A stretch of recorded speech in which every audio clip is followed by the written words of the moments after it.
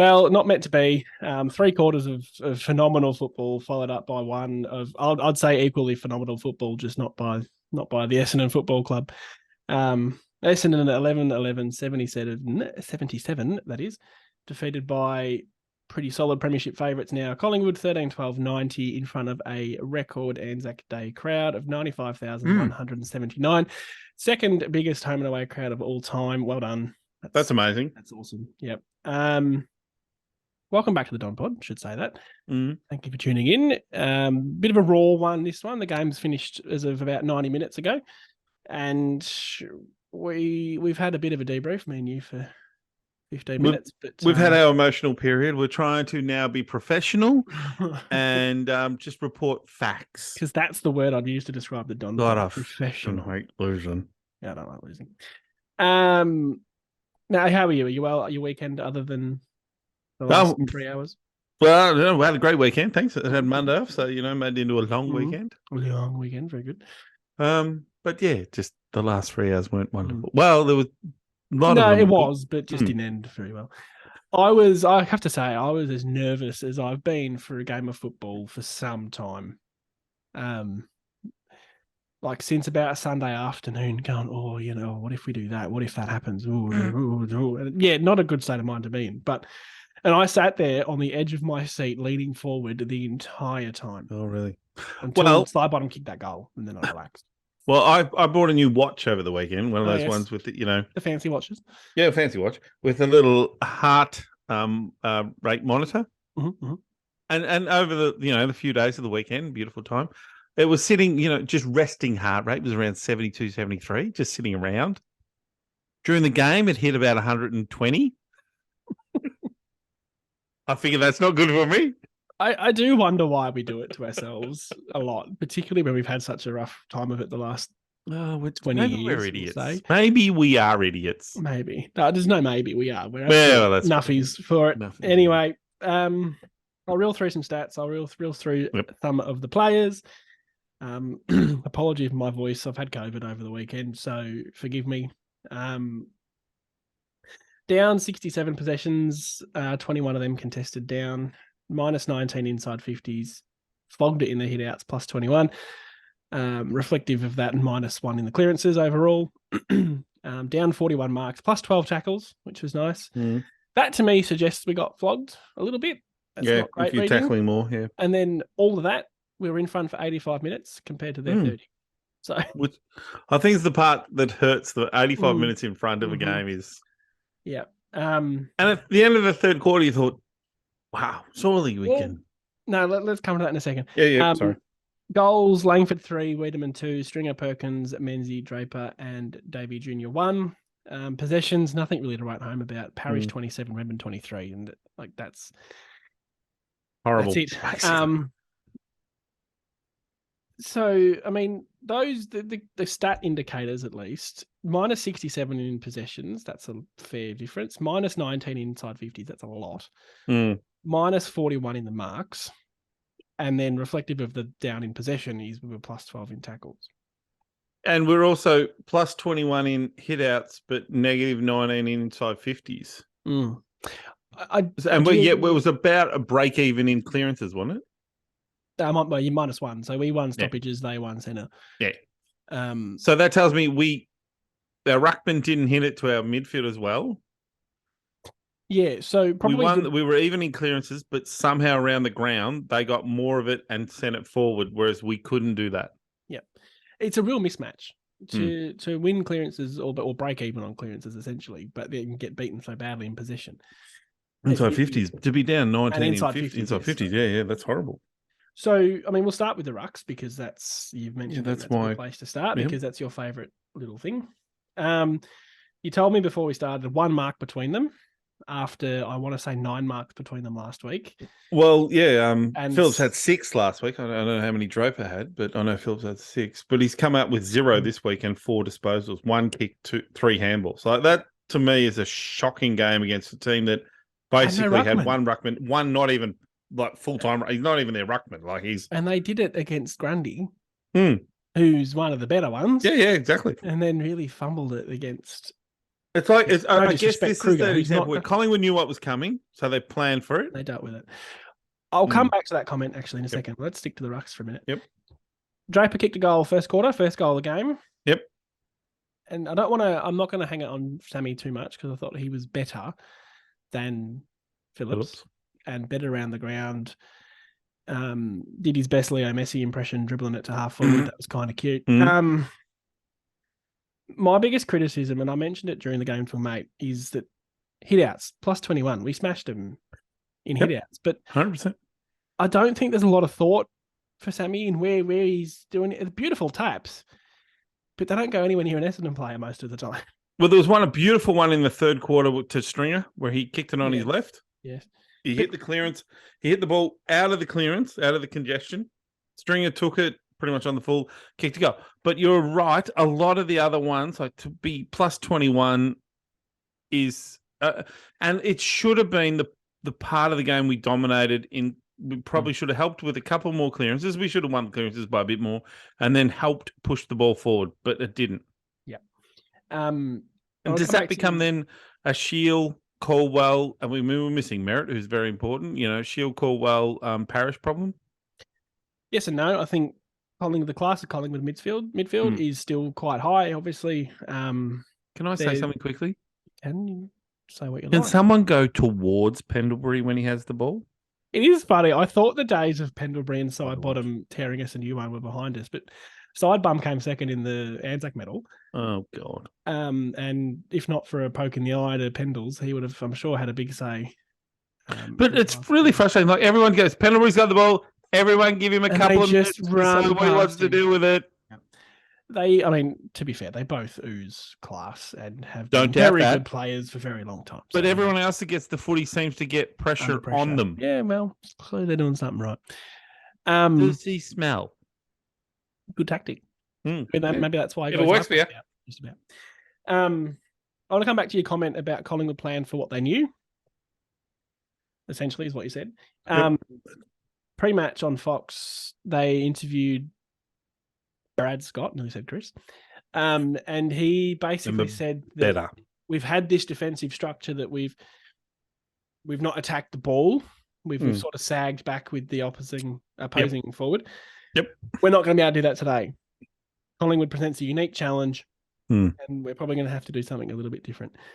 At that point in time, and Fox talked about this as well, is that a good or bad thing? Is not a rhetorical question. Don't answer that just yet. I want to get through this. Sorry. Good or bad thing. And I think it's both. I think Truck and past coaches would have stuck with their plan and got flogged by 20 goals before they realised something wasn't working. Yep. So it's good to recognise that Collingwood are different. They move the ball so differently to every other team in the competition, just about. And for what we did for 3 quarters to stop them going through the middle, it worked. Beautiful. Unreal. But then I think at some point you've got to back your own system. So I think there's a bit of both, an argument for both. But planning for what you know.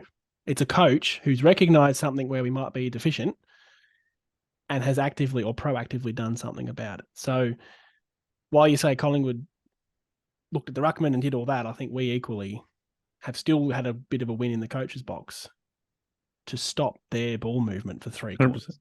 100%. Like, at the end of that third quarter, we need to put this in context, this loss. Like, I hate the loss. I hate losing to Collingwood the way we lost. Like, I hate being in front by 4 goals at the end of the third quarter and we lose it. We didn't score. Did we score a goal in the last quarter? I'm going to say no. Hate it. But we came 4th last year, 3rd last. Context is a beautiful thing. If you'd said pre-game, 13-point loss, you taking it? Yep. Collingwood were preliminary. Thank you. Preliminary. You didn't have to say it again. You didn't have to say it again. Last year, we've come off beating Melbourne the week before, who I think are a top 4 or 5 side. They're still very good, yes. We've got Geelong next week, who won the grand final. Now, if we can beat 2 of those let's say if we beat Geelong next week, let's just throw that out there. If we've beaten those 2 of those 3, then I'm walking away going, well, we're not too bad. We've improved. Well, I think we're the 3rd or 4th youngest list in the competition. Things are going all right. Regardless of next week, we've improved. Yep, 100%. So it still hurts, this loss. Absolutely. Hurts. So what we're going to do, we've already kind of started it. What we're going to do, we're going to look at the fourth quarter first. I want to get that out of the way. That was, it was tough. We're going to get it done, and then we're going to probably go a bit more positive, ultra positive on the first three quarters and recognise maybe some better things to focus on rather than just half an hour of football that cost us the game ultimately. So I'll let you go first because I monologued about Scott, so I'm going to just take a breath. As in, we're talking about the fourth quarter?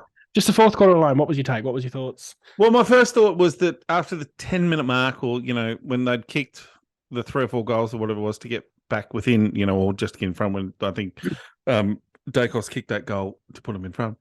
I was really frustrated in the fact that it's like we came to that quarter thing, we have to defend the lead. And then once we went behind, it broke even again. Yeah. And all of a sudden we go, now we have to kick a goal so we can go back to playing the way we were. I was like, well, why don't we just come out and think, well, if we kick the first 2, they can't come home because their spirits will break. And they get a roll on, their spirits are up, and the commentator, I don't know if they listen to the commentators, but I feel like they do because the commentators kept telling us they come home well. They're paid to make it interesting. I know they are, but do they want to have sex with Dacos? Because I feel like that they're a big fan of that young kid. Now, he's a very good football player. Yes. I don't doubt that. But I don't know how many possessions he gets from kick-ins, but I feel like he gets a few little bonus little chips here and there. I reckon, if we talk about Dacos... for 3 quarters, honestly, Sam, he didn't hurt us. Well, that's what I was going to say. So for Dacos specifically, because elephant in the room, won the medal, blah, blah, blah. 3/4 time, he had 30-something. But he hadn't hurt us. I was all right with the world. We were up by 4 goals at that stage. I was like, well, remember him specifically setting up 1 goal, but it was a kick inside 52 of 3 man, so it wasn't, I could have done it. Probably would have missed him by 30 metres, but I could have. But then last quarter, big game, big moments, 95,000 people, 20-year-old, and he kicks 2 goals. Well, and I felt like he went more into a midfield role there, which I question. So why doesn't Collingwood play him in a midfield role from the first quarter? I don't understand. If I'm a Collingwood supporter, I'd go, why don't we just play him in the midfield at the start of the first quarter and maybe we'll win games by 30 points? Yeah. Instead of having to come home in the last quarter and stick him in there. It's more entertaining football. Is it something I'm missing? He was massively influential in the last quarter. Best player on the ground. 100%. And that, but for the first 3 quarters, he was no better than anyone else. Yeah. I thought Moore was hurting us more. Moore was hurting us more. That was our own doing.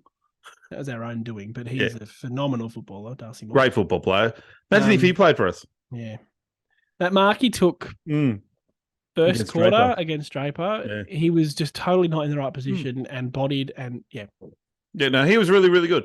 And I thought De Goey was really influential too for Collingwood for the first 3 or 4 quarters. But they were the ones that were worrying me more than Dacos. Well, I think Dacos' strength comes with Collingwood's ability to move the ball.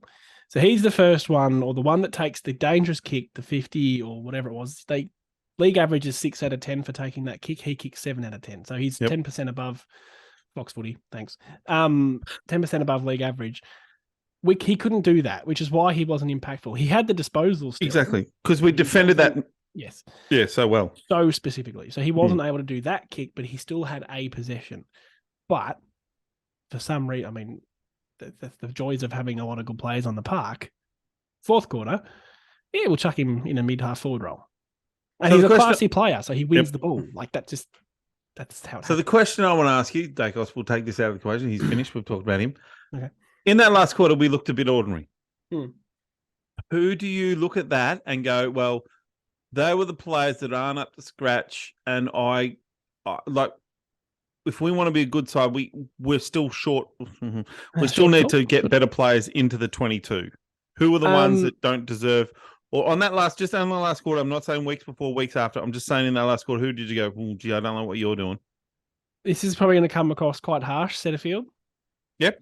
He attack of the fumbles, panic, and that's symbolic of the whole team in the last quarter. But he had 3 or 4 in a minute where I just went, just be clean and we're away. Yeah. And cleanness is so important in those pressure games. Yeah. Things like Draper missing the set shot from 20 out, I'll never be okay with that. But I think the whole day really in the end typified by Jai Menzies. Yeah. That's the one I wanted, yeah. The whole game he was like this, but running into open goals, I think getting caught between passing and shooting, perhaps, and just booting it out on the full. Yep. Wiedemann had one where he running into an open goal, hit the post. Again, indecisive, wanted to pass it, then went, no, I'll have the shot. Yep. And I thought Wiedemann was great for most of the game too. That's not to say he just doesn't deserve his spot or anything. But and I think Menzies been really good all year, but there was periods in that game where I thought, geez, he's not good enough. No. It's symbolic of the whole team in the last quarter. We were panicked, we were rushed, and we didn't take our chances. And that I'll tell you the other thing I was throwing there too, Sam. Yes, please. Was I didn't agree with, and you know, we talked about last week how I thought we got the coaching really right. That I didn't agree with. So much so the coach got a vote. Hey, sorry. They got a vote. Yeah, that's right. Got a vote. Got a vote. I didn't agree with Hobbs as the sub. No, I don't. I think he's a good player. I don't overly rate him yet, but he's got a bit to work to do. His second season. His second season, yeah. He's a fine young kid, but he doesn't work as a sub. What worked last week with Hind was he brought pace, speed, yeah, and he brought a bit of. Well, he made the forward line think, oh, geez, what do we do with him? Whereas Hobbs came on and played, I'm guessing he played like a midfield role. And Collingwood were like, well, that's great because we're already crushing you there, so that's fine. I think the sub really is meant for quick, Hind, explosive pace, or pure versatile. So Guelphy for us. Or like a 6'2" who can go forward or back. One or the other. You're not. Cox could be a good sub if he was fit. A big-bodied mid, or big, he's stockier more than he is silky. Well, he's 2 years into his AFL but career. He's not big enough, Hobbs, we're talking about. Yeah, I agree. I don't think he was the right option for sub. But now I don't know if Hind he wasn't injured, I don't believe. He played and I don't think he played VFL either. Well, he was the sub last week, and I just felt that was a trick we missed again. Because it was a beautiful, sunny, clean, crisp day, there were no, it wasn't a day where you don't want to play too many toils when it's wet, or you really wanted to bring in pace. And to be honest, some of our players looked tired in that last quarter. Like we had looked like we'd run out a bit of legs. But again, guys like Bo McCready for them were running past us. Yeah, that again is about playing a good team as well. Like they are fitter, they are stronger, they are. Yeah. Oh, the number of times they pushed off a tackle or broke a tackle. That also really annoyed me. I commented on that last week saying that we were tackling smarter, I think was the phrase I used, and then Merritt went and got suspended for tackling someone. But I thought that was a big problem for us this week was we just couldn't tackle them. We didn't hold the arms. We didn't stop the possession. Yeah. We tackled the waist and went, we're trying. But a lot of times they just got their hands free or pushed off a tackle or sidestepped a tackle. It was just hard to watch. And I know there's no such thing really, but they were a bit plucky and a bit lucky with the way the ball bounced in the last quarter. And you make your own luck and all that, but it just seemed to always squirt out, or we had a free man on the wing and it would take a right-angled bounce back the other way. And when shit's not going for you. It was really disappointing that last quarter to finish that way after the 3 quarters. Like, because we played well in the first quarter, they played well in the second quarter, but we got back into it. Be only down by 2 points at halftime. I thought, well, that's all right, that's fine. And they were really heavily on top. Yep, they would have been better for longer in that second quarter. Then the third quarter, we outscored them quite easily and played really good football. And then the fourth quarter, we just went, we don't know how to do it now. All right, well, let's go back to the start. I think that's enough on the last quarter. I think it says more about Collingwood than us in that they're willy. They're better. They're willy. I have to say they're willy. They're willy. Their willingness. Their willingness to just, I don't know, win the football, move the ball forward at all costs, even if it's a 50-50 ball. Well, they had faith in their one-on-ones. Fair enough. I'm not too down on that. Yes, I think we could have done a lot of stuff better, but at the end of the day, you're playing a team who, as you said, 1 point loss in a prelim. At the moment, have to be clear premiership favourites, I would think. And their argument is going to be, we're still missing players, but we're all missing players. I mean, we're missing our best forward by a mile. And our best midfielder and captain. Yes, thank you. All right. On to the good stuff. The other 3 quarters, which is unfortunate. You can play 3 brilliant quarters of football and not get the chocolates. First 3 goals of the day, seems like forever ago. And then Tagoe kicks one late that really kickstarted them for the second quarter, where they kicked 4 on the trot before we got back and kicked 3 or 4. So another time again where we've conceded a quick run of goals or a run of goals, but then got it back. Which is great maturity. Against good opposition. It is good maturity, and it shows faith in the structures and the setup and the game plan as well. And they're the things that are going to set you up for the year. Like when a good team like Geelong next week might do it to us and go, no, boys. We know we can get it back. Yeah. Yep. And that's a lot. It does a lot for your mental. It does, because in other years, we just went, oh, well, they've got us. Goodbye. We'll just pack up now. Yep. I want to touch on a few individual performances tied in with some other stuff, whatever. Bobby Hill, I was scared. He is exactly the type of player that kills us, generally speaking. Could have come to Essendon. I thought it was set up. A nice day for him to just do what Ginnivan did last year, basically. And Myercheck, who I have a lot of respect for as your second or third tall, very good footballer, very consistent. Saw him at darker days a few years ago. You did see him there. Between them, 14 touches, 6 marks, 2 tackles, and 1 behind. So I want to highlight McGrath, who played on Hill practically exclusively, had a beautiful moment on the wing in the first quarter where it looked for all money like he was going to get outpaced, and just little tap, smart, got away. Good use of body too. Yep. And it was actually BZT, who I thought had a bit of a dirty day, but he was on my check for the most part. So Myercheck's kicked goals against us in the past. I was meant to stat check that, but I forgot. But yeah, Hill really scared me, and to get 1 behind between them, I think that's a win for us. Yeah. Despite losing on the day. Any comments on that? No. Oh no! I thought we played a great game. I thought Laverde was a big loss in that back 6. Yeah, that hurt. Yeah, because he'd been playing a really good role too down there. He was playing on Johnson. Sorry, he was playing on Johnson. Yeah, Ash Johnson, who I was going to say, who's a really talented player, really talented. That goal he kicked in the last quarter from 50, where he just wheeled around. You can't do anything about that. No, but if I'm going to have my opponent taking a mark, 50 out on the boundaries where I'm just going to let him. Yeah, yeah. But that Ash Johnson, he's got great hands. He's beautiful. He's a really talented player. So look, Laverde had a great game and just a couple of bits. Yeah, you go. I mean, I'm a bit lost for words myself. I don't think doing the pod on the day of a game is overly wise. Well, okay, so I thought Kelly did some ordinary things. He had the angry pills at one point in the last quarter, and he's going to give away a free kick. He needed to be dragged away, and that's the bit of on-field leadership that didn't happen. He needed to be dragged away and told, pull your head in before you give away a free kick, mate, because you're going to give them a free kick 40 out for nothing. What do you think of Ridley? Really notice him?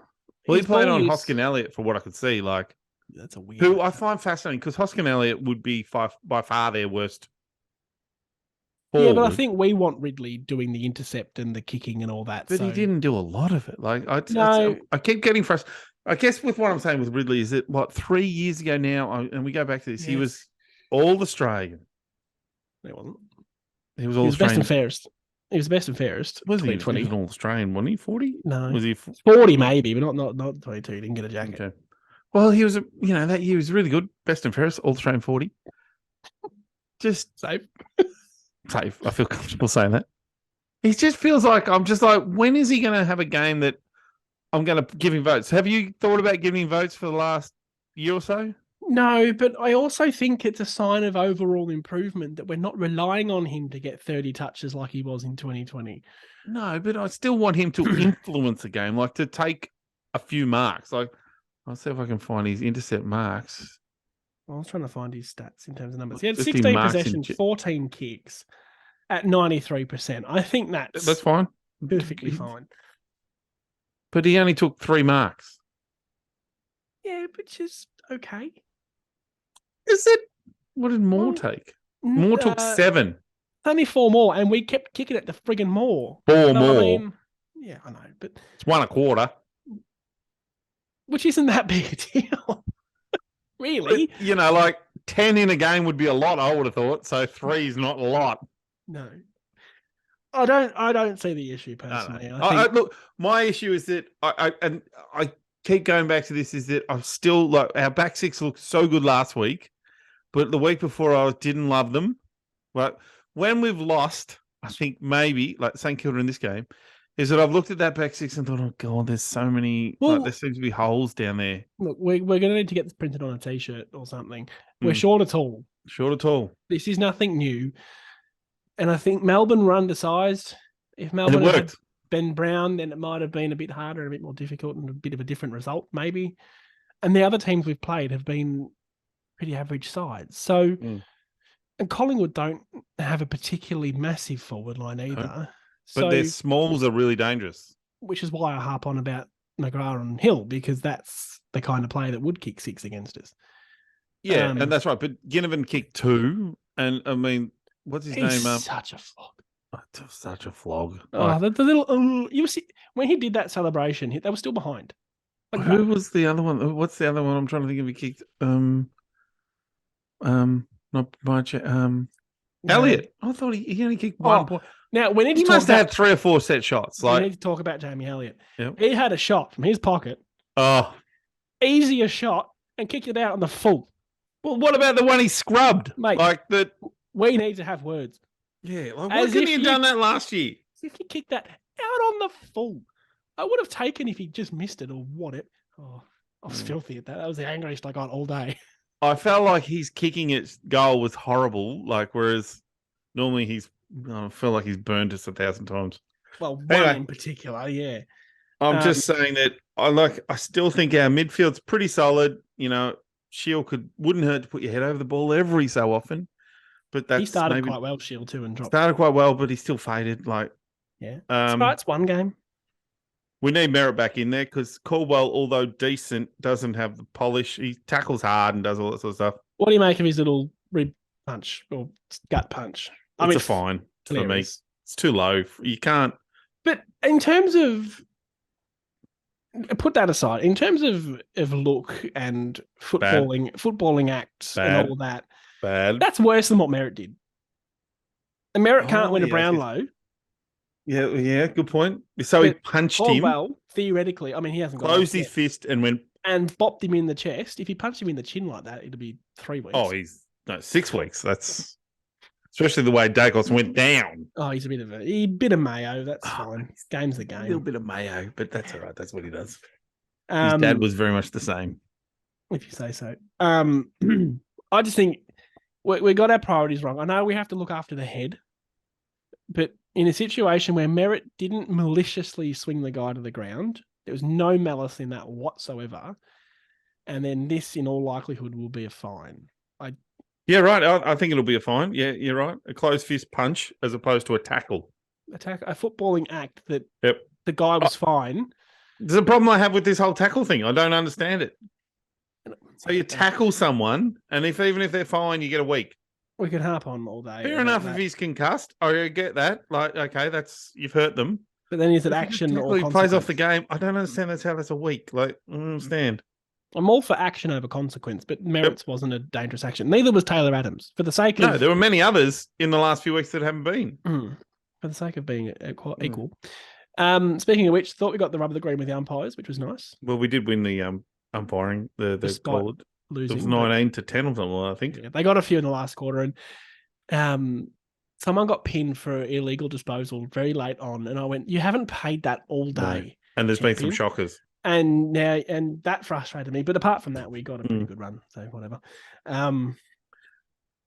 That's all I really had. Did you see the VFL? Well, yeah. Are you happy to move on? Yeah, I think we'll move on from the game. Any feedback from the people in the public? I want to mention Langford. Sorry.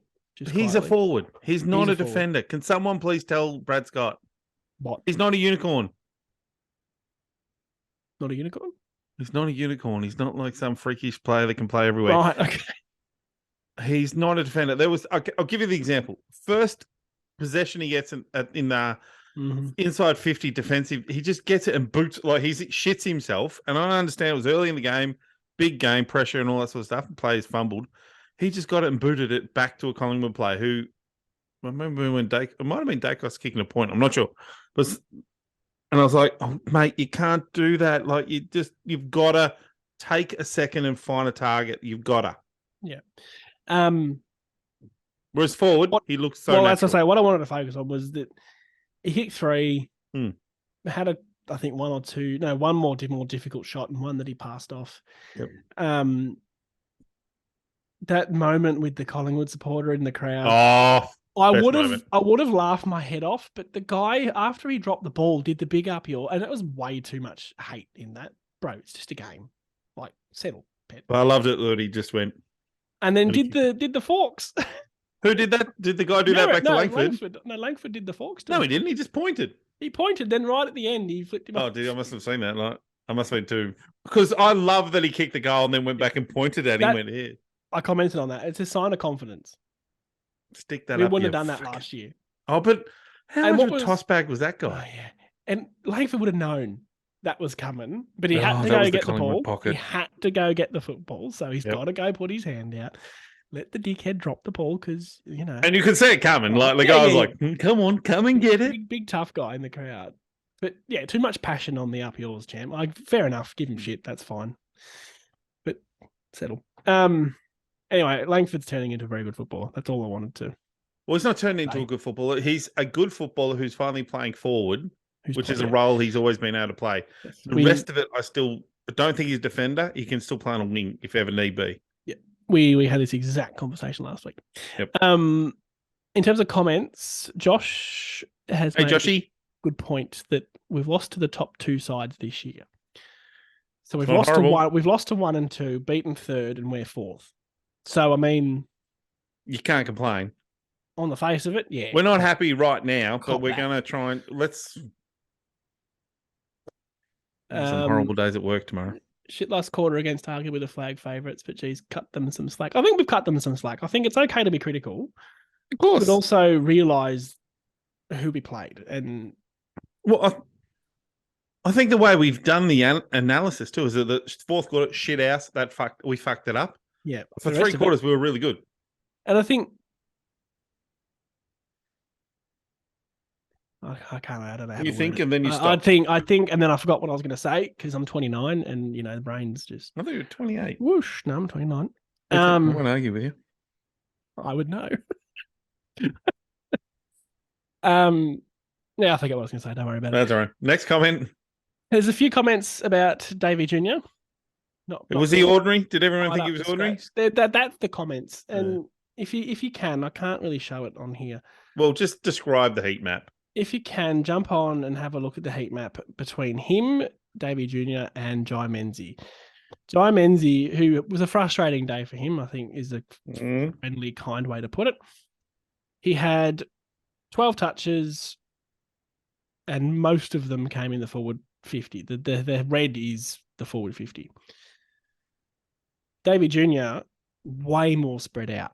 So he had...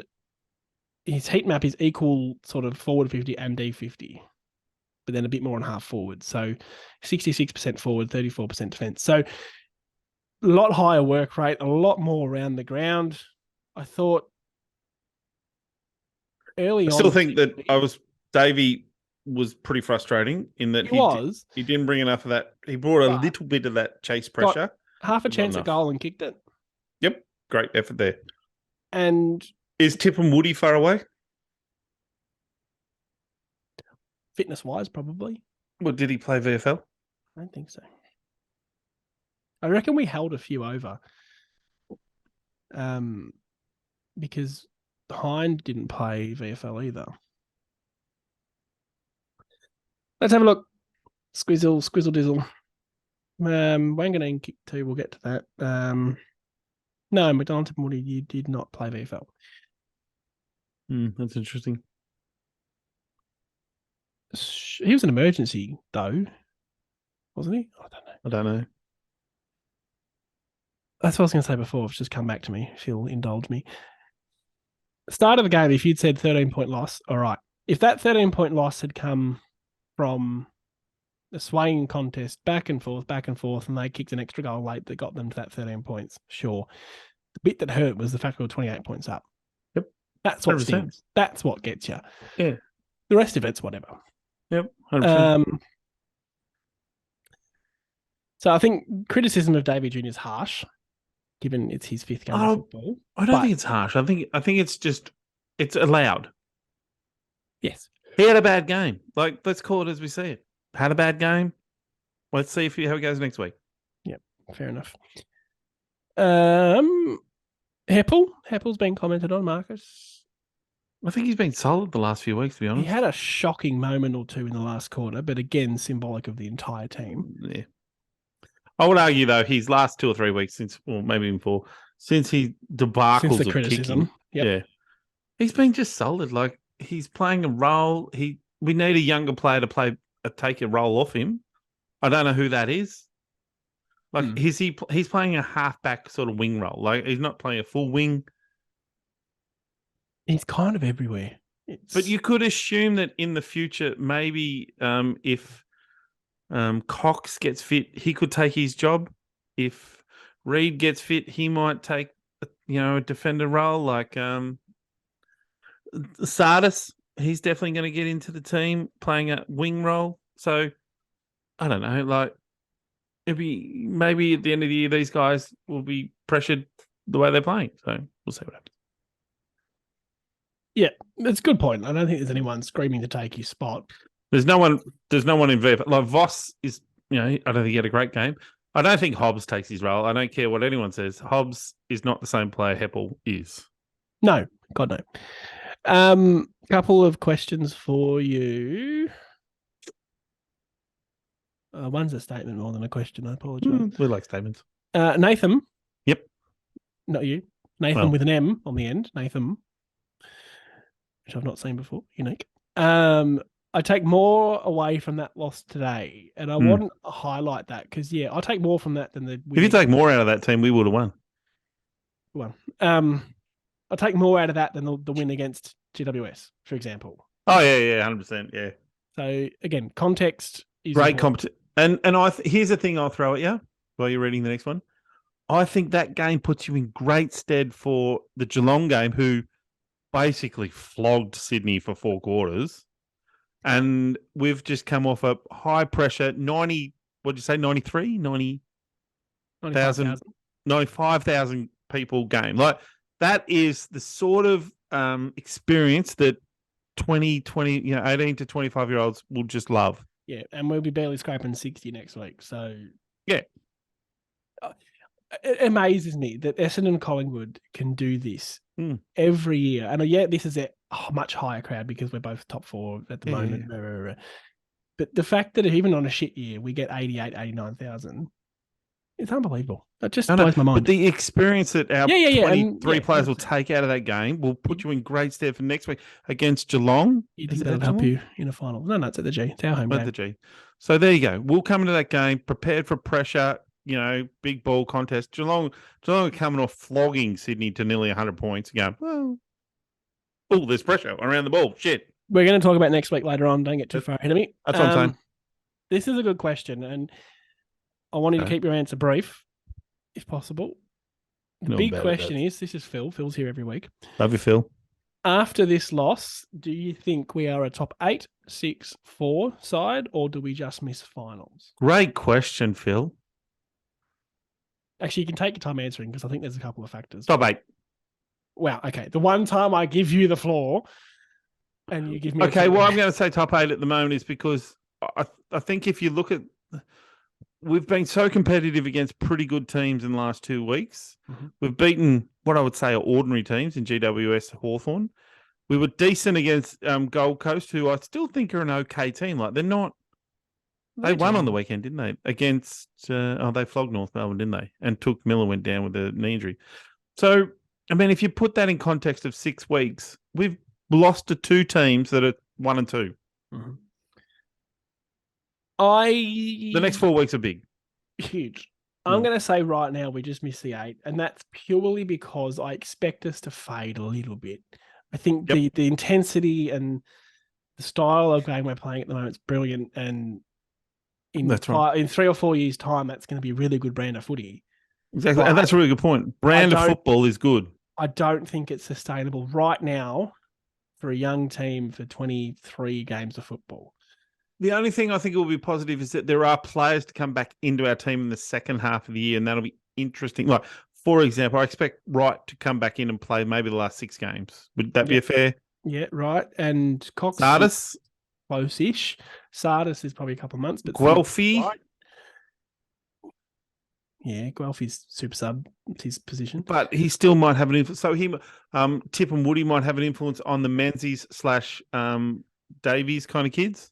Yep. So there's still like, and I would throw another one out there, Reed and Cox, if they can get fit and play in the second half of the year. Well, Reed's the one we're crying out for, and I don't think we've seen Reed. No. We're not that cute. We don't finish each other's. Not that accurately, anyway. I don't think we've seen Reed and BZT in his current form. Yep. In the same backline, and I think that protects Reed quite a lot. Yep. So good point. That will be interesting in and of itself. Whose spot he would take hypothetically is. I still think it's probably Leverde, but that's possibly And interesting with him being injured, then what happens? But we'll come to that as well. Ultimately, shoot for the stars.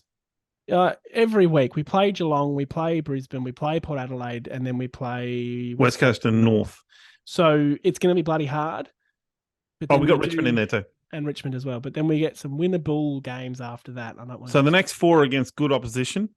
So if we get through that, winning half of them, then why not top 6 at that point? Why not?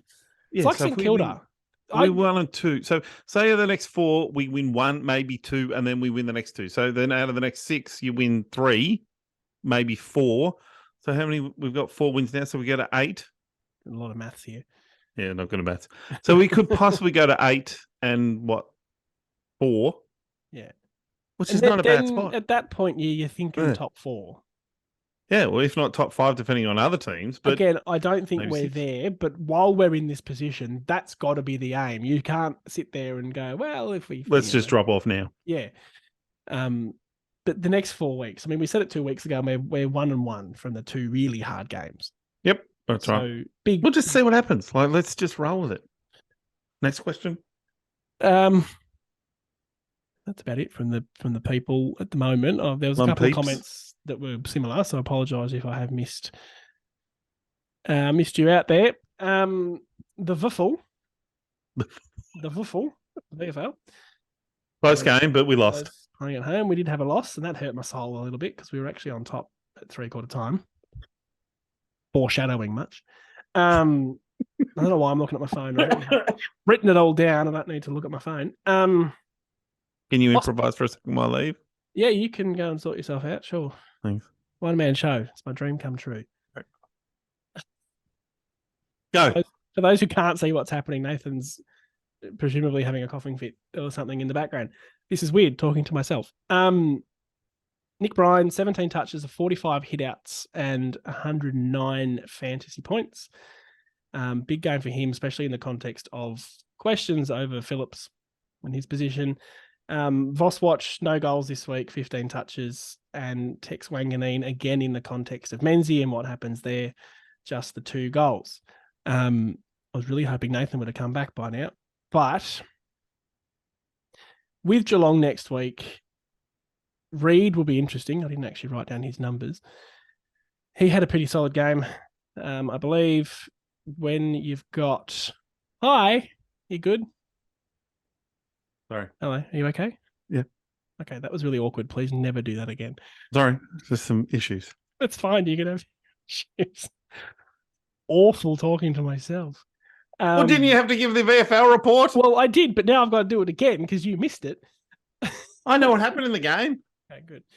So I was just saying to myself and all the lovely people, Reed had a solid game when we're coming up against Cameron and Hawkins, who have kicked 9 goals between them, possibly 10. I don't know if he'll get a game purely on the just get him through and keep him fit, but it would be an interesting game for him to come into, particularly with Lav injured as well. Well, I think the Lav injury is more the bigger deal. And then Brian, 17 touches and 45 hitouts and 109 fantasy, if you play that game. In the context of Phillips being not very great. Useful.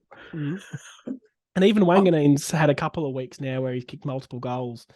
Whether he's in the conversation for Menzies, who I think is definitely a role player, but nowhere near clinical enough. So I think there's a couple of conversations there. Look, I think it's really important to give these guys, Phillips is 31. He's coming off a game where he's had 4 disposals and no marks. If Bryant, who we've seen play as that ruckman / go a bit forward, he's not bad at it. He's pretty good, actually, I'd say. I would give him a go. If they're sticking with the 2 ruckmen until Wright gets back, because that means Wiedemann might then play in that sort of short-time ruck role, then I would be I'd personally drop Phillips back to the VFL and bring in Bryant and give him a run because he's 22. If we don't give him a bit of senior experience, he's going to get drafted by another club who are looking for a ruck. Like West Coast. He could go to West Coast and actually get a bloody 22 games a year. And that's the real delicate balance with a football club. Yeah. Any club, it's not unique to us. That's what you deal with. And your culture and all that is what keeps players. And I think we're in a lot better position. You know, they're harping on a bit about being a stable football club.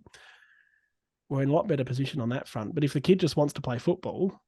And you don't just give people a game because you don't want him to leave. But if he's had 47 hitouts and 17 touches. 17 touches. Then that, to me, is a guy that he's had 2 games now in the VFL. That's a good game. Like that's a very good game. And if your other ruckman who plays in your seniors has had a very, very bad game, you go, well, yeah. And Geelong aren't a team with a real great ruck. No, but not a strength. So again, we need to cover. So we're going to be dealing with lack of talls down back. So we need to make sure our talls down forward try and spread theirs because Stewart and what's the other one? They all wear bloody headbands at Geelong. His brother plays for De Koning. De Koning, yeah. So they're 2 very, and even the other what's his name? You're on a roll. Radigalia, yep. So they're 3 pretty good tall defenders that they're going to have. Correct, and it doesn't get any shorter down the other end with Cameron and Hawkins. Wanganeen Menzies, do you put much thought into that? That all depends on form. Like I didn't see the game; you'd have to go by. Like if I thought Menzies was frustrating because he didn't make the most of the opportunity. He had opportunities, but didn't finish them. So is that bad or good? I don't know enough to say that's bad. Wanganeen, I really want to see him into the side. Also Tip and Woody. So, but maybe it's one of those things like Voss where you have to play that 4 or 5, 6 really good games in a row. Then you can punch your way in. I don't know. Half punch your way in. Punch your way. I would, though, like to see Hobbs out and Hind or say, here's the thing. Wanganeen wouldn't be a bad sub. Like he's only going to play one role, but that role he might have an influence in. Whereas Hobbs, I still don't like him. I don't like that type of sub, like a midfielder. Like, yeah. Did we do the votes? No, we didn't. I'm pretty sure I missed the votes. Let's jump back to that for a second. No, bet you everyone's upset. Yeah, I'm feeling that. Yep. Hard one. Oh, horrible one. We didn't really have a standout. Honourable mentions for me. Someone played well. Yeah. Don't you start. Sorry. It's late. It's been a big weekend. Big day, yeah. I want to shout out to Perkins. Didn't give him a vote, but thought when him and Stringer fighting for that free kick, and then Perko ended up with it and fucking kicked it. Beautiful. And he was injured throughout the game too. Yes, A few times in the AFL app, he popped up as injured. Rolled his ankle just before halftime, apparently. I mean, that's Twitter info. So, well, that was just through the VF. And I thought he played well for a guy who looked a little proppy. Yep. I gave 3 votes to McGrath. Thought the role he did on Hill, the explosiveness off the halfback, and a few dodgy possessions, but that's okay. 2 to Langers, the forward option, the ease at which he converts in a team that struggles to convert, and 1 to Red Dog. Just thought he was good with ball in hand, got enough of it. That's about it, really. Your good self? Yeah, I gave my 3 to Parrish. Did you? Yep. That's not what you told me before we started. I know. That's good. I don't want to be the same as you. It's great for the spreadsheet. Thank you. Go on. I gave my 2 to Martin. Okay. And my 1 to Langford. So no McGrath. No McGrath. Even though you just said that we both thought one was a pretty clear standout, and then you've just ignored that standout. Yep. Completely. That's how I'm rolling. You're a basket case. I think that pretty much does us. I'll grab a tip, please, for the next week game against the Cats, please. I think we'll do them. Say it every week. And the margin? 12 points. I will be the voice of reason and probably suggest that we might get done by a seemingly resurgent Geelong. But close one still. Geelong by 3. Cameron to kick 7. I think Cameron and Hawkins will be the problem because I think we can defend at the ground well. Mm-hmm. But you think of the game today, like if they'd had a big key forward, I don't think they would have had an influence in the game. Like there wasn't times when I thought if you had a Hawkins or a Cameron at centre forward, that wasn't our problem. Our problem turned out to be like how quickly they move the ball, and Geelong don't do that. Like they go long and pretty strong and then sort of chip around to the halfback and then go. So I do think that we can beat them. There you go. Sorry. That's okay. I think BZT on Hawkins is okay. Yep, 100%. Bit of the go-go gadget arms about him. He can hold his ground in a one-on-one and then punch, but I don't think we've got a natural matchup for Cat. No, we don't. Anyway, even if Reed is it comes Ridley? In. No, don't think so. Is it? Do you send? Certainly not Langford. I don't want to see him down there. No. I would have said Lav. Laverde is the option, but if he's shoulder sore, then I don't want him. But he's got the mobility. You play it on the guy who's leading the Coleman, who's on track for 100 player in the competition. On track for 100 goal season. Yeah, but he's looking like the best player in the competition. Like he's just strolling around going, "Oh, watch this on the left." Yeah, which is his natural foot. I think you need a bit of a defender that's a bit mobile, quick. Which Ridley, I don't know if Ridley's a one-on-one. I'm not comfortable with that. I think you have to sacrifice the team for Ridley. Like I think Ridley you just have to say, look, you have to go to him, mate, because just break even. And yeah, fair enough. Hawkins is the one that's killed us in the past. Just his sheer strength. What's the height difference between Ridley and Cameron? Okay, let me Google some fast fingers here. Oh, Phil. You can Phil. By the way, we're 4th on the ladder, everyone, which is really exciting. Do you know the fascinating thing that Adelaide Crows are 5th? They're doing well. Doing very well. So I wasn't meant to answer, was I? No, you're meant to be doing fast fingers. 1 centimetre. What? 1 centimetre. Ridley's 195. Come on. That has to be the matchup then. Interestingly, Jordan Ridley's photo is of Laverde. Make of that what you will. Did you do another dodgy wiki searches? Good job, Google. Yeah. Well, I mean, I don't know. I just think you need mobility over strength because Cameron's strength is his mobility. That sounds stupid. Yeah. No small forward for them. Stengel. He's out Stengel's out. Weeks, correct? But that's stupid Colin Morris with his ridiculous kicking action. Good footballer. Weird kicking action. Is he? But he can kick. He a good football player? Kicking, it's effective. If it works for you, that's all you can do. Like, it shouldn't. I agree with you. It looks ridiculous. Giving away that I'm a Chelsea fan. Yeah. Don't like it. Yeah, so anyway, I mean, when's that game on? Sunday? Sunday 1:10. Home game. I'll be there. First home game at the G this year, which is exciting. It's my favourite ground. Again, I think 3 weeks ago we would have been going, yeah, we'll kill them. But they've bounced back in a very dramatic, emphatic style. So again, I'll take good defense, team defense. I'll take all of those good things if we can lose by a couple of kicks, whatever. I don't want to see us losing by 80. No, I have a very different view, and I still think that they've beaten ordinary teams for Sydney 2 or 3 weeks. Ordinary? No, well, okay. They made them look ordinary. So they beat I don't know why they got so Hawthorn by 100-ish points, or maybe 80 points. Then they beat West Coast by 47 points. Then they beat Sydney, who I don't know where they're at, to be honest. Sydney. Them to only thumping Richmond. Here's the thing: Sydney. Did you watch the game? No, but I know Sydney got. Callum Mills played on Tomahawk. Yeah. Okay. For the whole game. I see your point. I couldn't deal with it. I watched the game going, can you explain to me why your best midfielder is, well, maybe not best, but in the top 2 or 3, is playing fullback on a 6 foot, I don't know, 4 or 5, 105 kilo forward.